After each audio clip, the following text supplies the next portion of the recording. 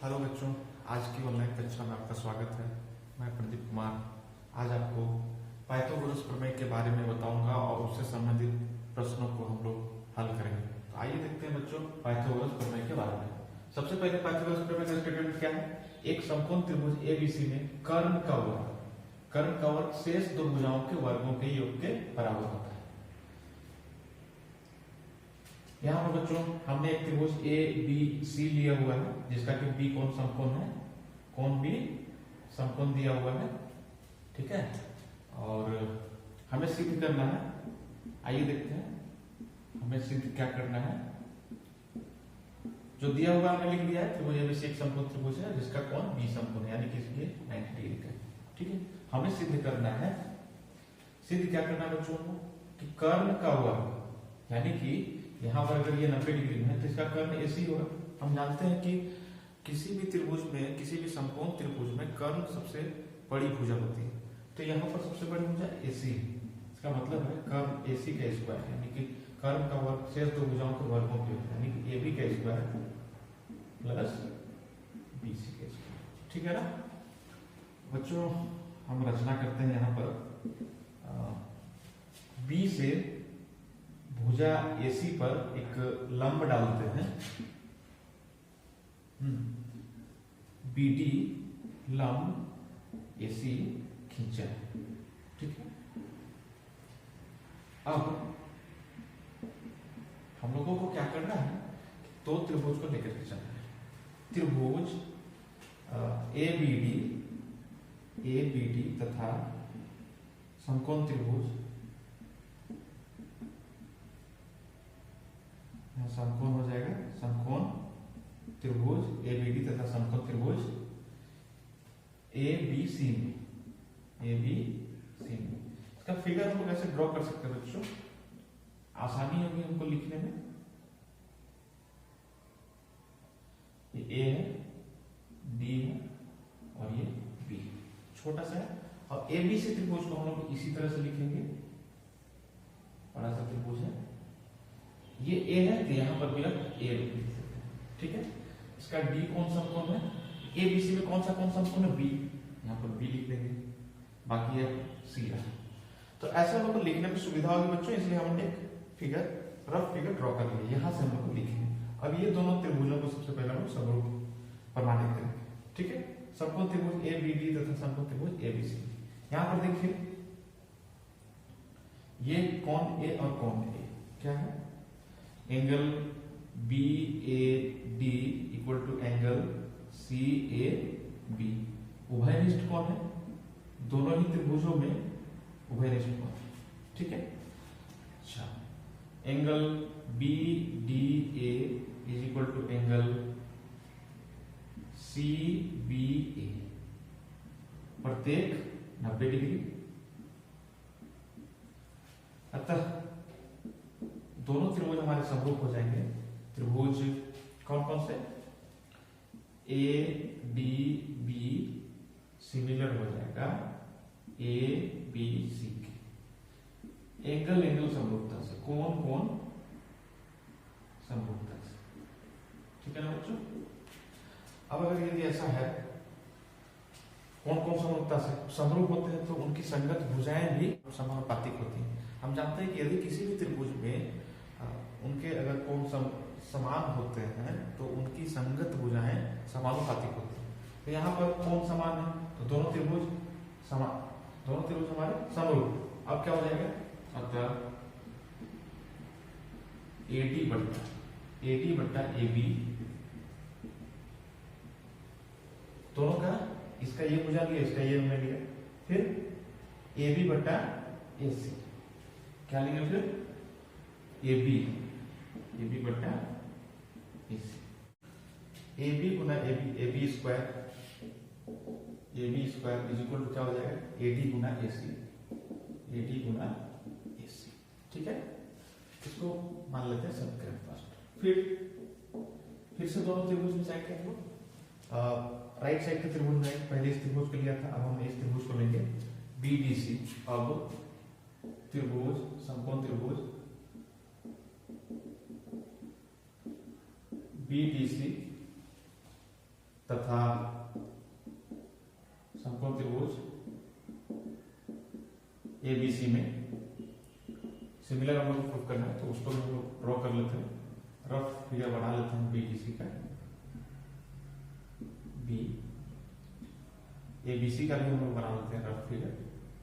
देखिए अब बीडीसी में एबीसी में सी कौन में इन दोनों में सिमिलर, इसका 90 डिग्री है, इसका 90 डिग्री कौन है एबीसी का कौन बी, बी से यहाँ पर ए हो जाएगा। ठीक है, आइए देखते हैं सबको त्रिभुज बीडीसी तथा एबीसी। ठीक है, कौन एंगल पीसीडी बराबर एसीबी, एसी क्या है ओवरलिस्ट, ओवरलिस्ट कौन है। ठीक है, अब angle BDC equal to angle ABC प्रत्येक है 90 डिग्री।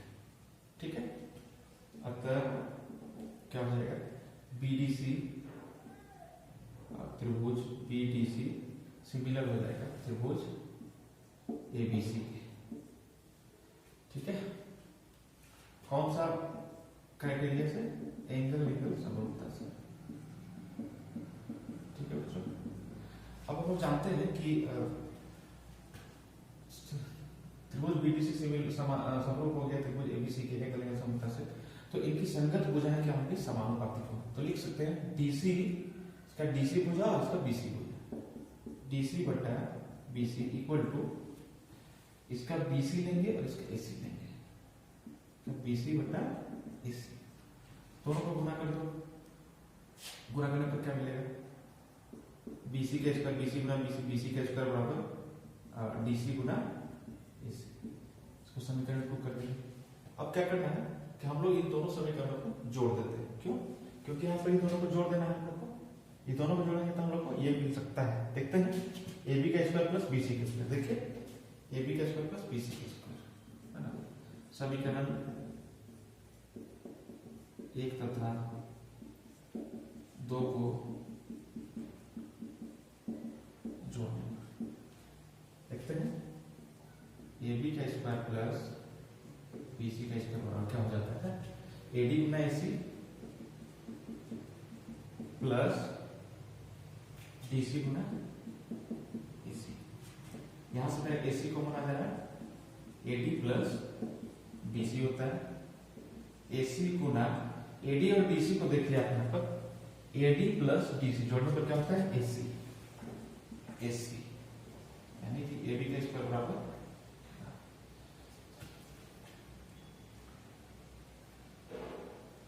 ठीक है, ए बी का स्क्वायर प्लस बी सी का स्क्वायर। अतः यहां पर हमको मिल जाएगा बच्चों ए बी का स्क्वायर प्लस बी सी का स्क्वायर बराबर ए सी गुना ए सी, ए सी का स्क्वायर। तो ये हमारा पाइथागोरस थ्योरम यहाँ पर प्रूफ हो जाता है। आइए बच्चों इससे संबंधित कुछ प्रश्नों को हल करते हैं। आइए बच्चों अब इन 2 प्रश्नों को देखते हैं। सबसे पहला प्रश्न हमारा है प्रश्नावली 6.5 का प्रश्न नंबर 4। एबीसी एक समद्विबाहु त्रिभुज है जिसका सी कोण समकोण है, सिद्ध करना है कि ए बी स्क्वायर बराबर 2ac स्क्वायर। ठीक है, आइए देखते हैं समद्विबाहु त्रिभुज, एक इस तरह का एक समद्विबाहु त्रिभुज ले लेते हैं।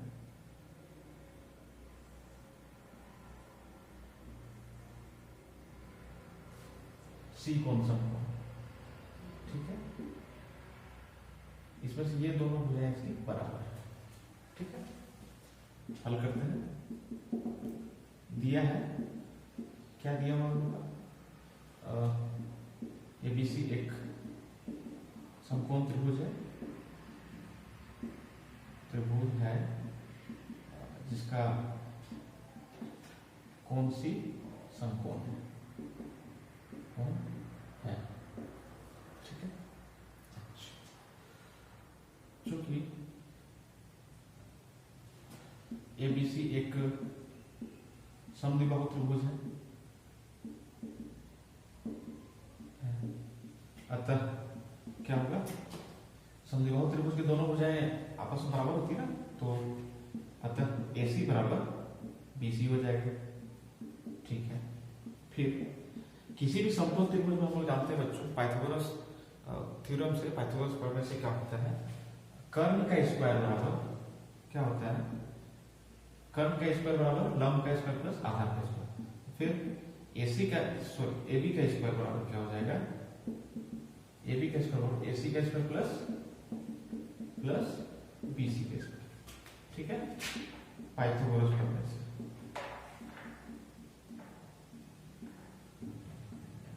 पाइथागोरस प्रमेय से, ठीक है।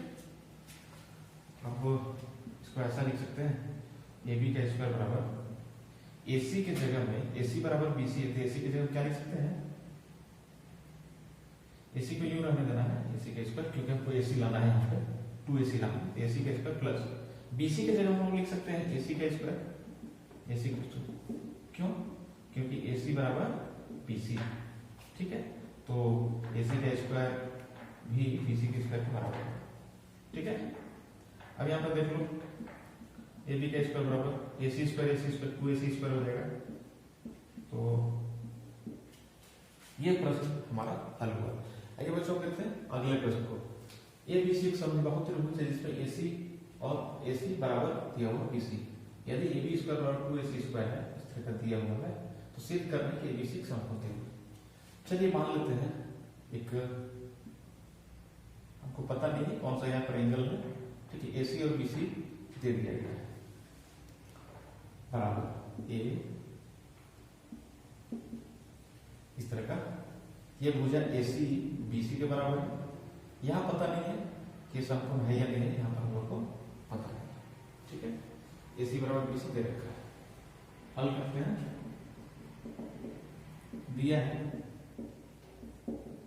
समकोण त्रिभुज ABC में, त्रिभुज ABC में क्या दिया हुआ है, AC बराबर BC। चलो ये ठीक है, रख लो इसको। तथा और क्या दिया हुआ है, AB स्क्वायर बराबर 2AC स्क्वायर दिया हुआ है। इसका मतलब है कि AB square equal to 2AC square. हम लोग ऐसा लिख सकते हैं AC square plus AC square. इसका मतलब है कि AB स्क्वायर बराबर AC स्क्वायर, AC के जगह पर BC लिख सकते हैं हम लोग, है ना, तो AC की जगह क्या लिख सकते हैं, BC।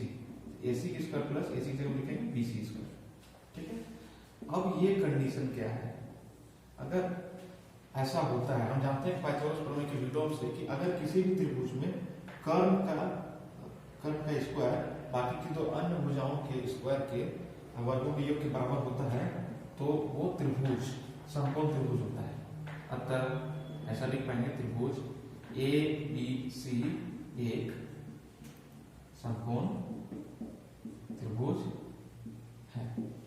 कैसे, पाइथागोरस प्रमेय के विलोम से, प्रमेय के विलोम से। ये प्रश्न हमारा हल हो गया। ये दोनों प्रश्न बच्चों परीक्षा की दृष्टि से बहुत ही महत्वपूर्ण है। बच्चों इन दोनों प्रश्नों का आपको आप लोग को कर लेना है, और ये परीक्षा में आने लायक बहुत ही अच्छे प्रश्न है। आइए बच्चों अब प्रश्नावली 6.5 के उदाहरण 10 के इस प्रॉब्लम को देखते हैं लोग। ये भी बहुत अच्छा प्रश्न है, परीक्षा में पूछा जाने वाला प्रश्न है। तो सबसे पहले इस प्रश्न को देखते हैं क्या करता है कि आकृति में, इस आकृति में दिया गया है ACB 90 डिग्री का है, ये 90 डिग्री का है। ठीक है, तथा CD ACB 90 डिग्री का है, एंगल ACB ये वाला एंगल 90 डिग्री का है, तथा CD परपेंडिकुलर है, CD परपेंडिकुलर है AB पर, और सिद्ध करना है कि BC स्क्वायर बटा AC स्क्वायर बराबर BD बटा AD। तो सबसे पहले बच्चों हम लोग क्या करेंगे, यहाँ पर दो त्रिभुजों को समरूप दिखाने की कोशिश करेंगे, है ना। तो हल इस तरह करते हैं, क्या दिया हुआ है, दिया है एंगल ACB 90 डिग्री दिया हुआ है, तथा CD AB पर लंब। ठीक है, अब पहले हम लोग इस त्रिभुज में लेते हैं, त्रिभुज समकोण त्रिभुज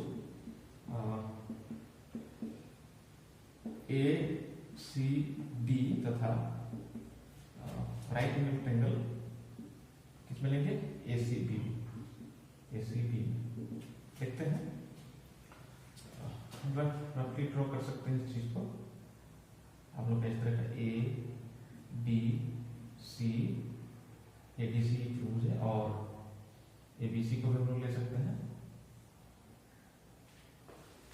इसका डी 90 डिग्री है और इसमें सी 90 डिग्री है, सी 90 डिग्री है और ए बी सी में कौन सा ए कॉमन है यहाँ पर, ठीक है। देखिए यहाँ पर समरूप कैसे होगा, कोण सी ए डी बराबर कोण ए सी क्या है, उभयनिष्ठ है ना, उभयनिष्ठ है।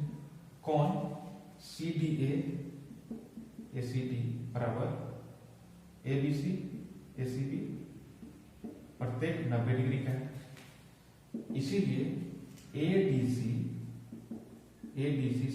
त्रिभुज ए डी सी भी समरूप हो जाएगा त्रिभुज ए सी बी के, ए सी बी के कौन से एंगल समरूपता से, ठीक है।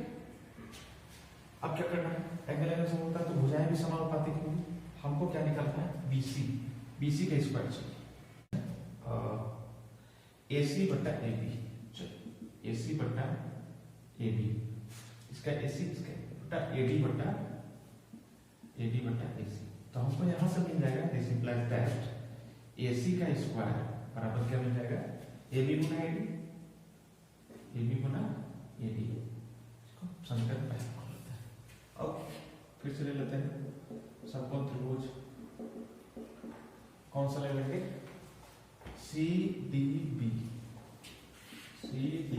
तथा समकोण त्रिभुज ए बी सी,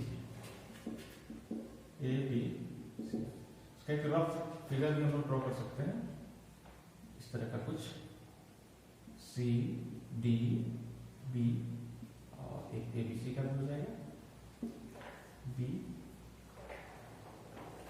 कौन सी समकोण है इसका, यहाँ पर ये हो जाएगा, ये 90 डिग्री का है, ठीक है।